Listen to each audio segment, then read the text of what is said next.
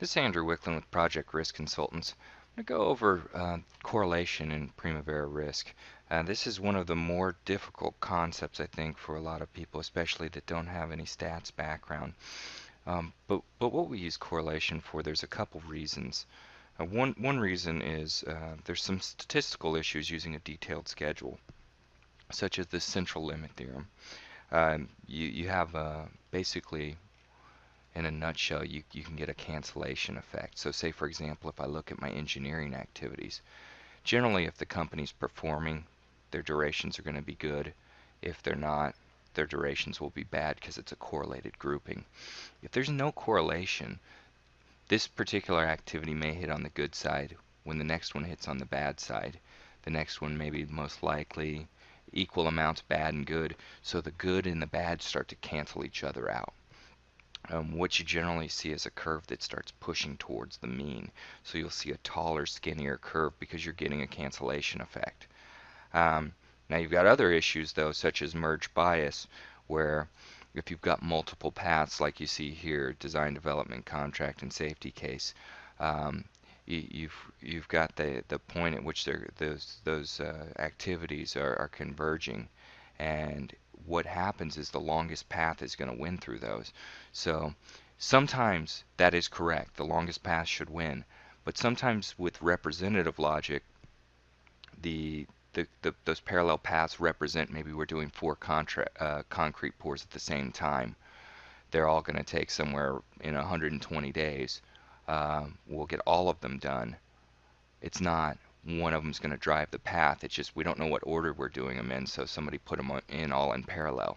There shouldn't be critical path switching there. So there's reasons for the path to switch and reasons for it not to switch, but merge bias in general, oftentimes the more critical or near critical or tertiary critical paths you have, the more negative your analysis is going to be. And that's accurate if they're true parallel paths and they're not just representative logic based on things we're doing. So I want to walk through the mechanics of correlation. The first thing is we talked about templated quick risk before. And we set up some templated quick risk groupings, and we have correlation numbers that we can put in there. What does the number mean? We'll get to that in a minute. However, when you start looking at the correlation metric, or how to come up with the groupings, say for example here we could say, you know what, our construction activities, it's being done by a construction crew, they're either going to perform or they're not. Maybe that's not enough detail and it would be by discipline, and we're looking at welders. But that's the concept behind it, is it's a highly correlated grouping of work. If they're underperforming, that productivity factor will extrapolate to all of their work. So you can go through and do the templated quick risk for correlation if you can come up with some correlated groupings. Now also under the risk menu, you can come to the correlation section. Now you'll notice I've correlated things at 95%, and it gives you a relatively, we'll skip down here to the bottom, and you can see basically how it's going to sample these activities. So you can see what that looks like. So as I'm looking through here, if I change this and say go to 65%, notice the change in how that samples it. Now I change it to 75. It's still fairly correlated, maybe not as tightly as this 95. However, when I get down to maybe look at 35%, and you're getting pretty much a scattered situation. If I hit 1%, or 2% here, it's a scatter. It doesn't look that much different than the 35. So I think oftentimes we spend so much time thinking about what the correlation number should be, when you start to realize that a couple percentage points either way, they just don't make a huge amount of difference.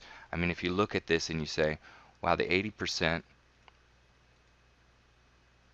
and the 90% look pretty similar.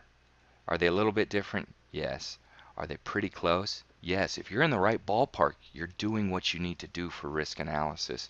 The key is making sure your groupings are really correlated groupings. Is this one construction contractor going to overperform or underperform across the board based on their productivity factor? Yeah, that's a correlated group. Do you have a bunch of procurement activities with different vendors? If one's late, is the other late? Well, there's no correlation there. It is an absolute scatter at that point. So um, that's what we're looking at doing. Um, like I said, I think there's some great mathematicians, some good risk analysts out there who have great opinions on correlation. I would just say that sometimes we don't have enough historical data to get too bogged down in it. And if you look, I've done on this is just a sample project that's a couple years long. I did the same templated quick risk. So here's my values in here. You can pause the video and take a better look at those, but I've got pre-bid, engineering, procurement, construction, and post-implementation. And I've run through and shown a curve for each one. And what you'll notice is I did one at 65% correlation and one at 95%, and we get very, very close to the same answer. Very, very close. Now when I go and I do the curve where I took off the correlation, notice how I got that cancellation effect. I got a taller, skinnier curve. It's cutting the ends off. I can see that that green peak, a lot of stuff is pushed towards the middle. I'm going to take off the 65 curve, and we'll leave up the 95% correlation, and you'll notice there's 10 days of difference there. So it can make a huge statistical difference at a certain point. I can click on a 50%. You notice there's 3 days of variation there, 6 days up top here, 10 days at the bottom. Correlation can have a big impact. You can see my outliers were clipped off. A lot of these, the P10, the optimistic and the pessimistic, were cut off because you're getting a cancellation effect. Based on the number of critical paths, this could go in any number of directions. The correlation is important. But once again, when I go back and look at this 65 versus the 95, I am getting a very similar curve because they sample in a very similar manner. It's a high level of correlation. So is it exactly the same? No. But at least we've put down that they're somewhat correlated, so it's making some sense. Whereas when we took the correlation away, you can see that peak goes way above, and that curve really it becomes much different than the other ones. So that's what that curve looks like. So once again, going into that correlation menu,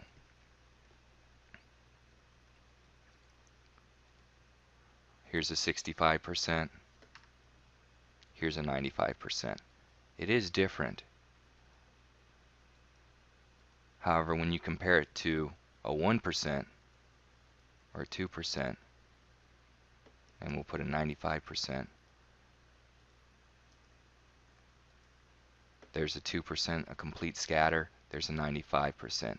It's not even in the same ballpark. So I think it's great, and we can argue about stats, and people have great ideas behind it. But with risk analysis, we want to get a good picture of reality fast. We want to have justifiable answers, and we have to turn them around fast. So if you have a good statistical formula why 78% is better than 73%, I think that's fantastic, and go with that and justify your answer and make that traceable. But don't get too bogged down in the stats to realize, hey, we're trying to accomplish something. We're trying to make a good picture of reality fast.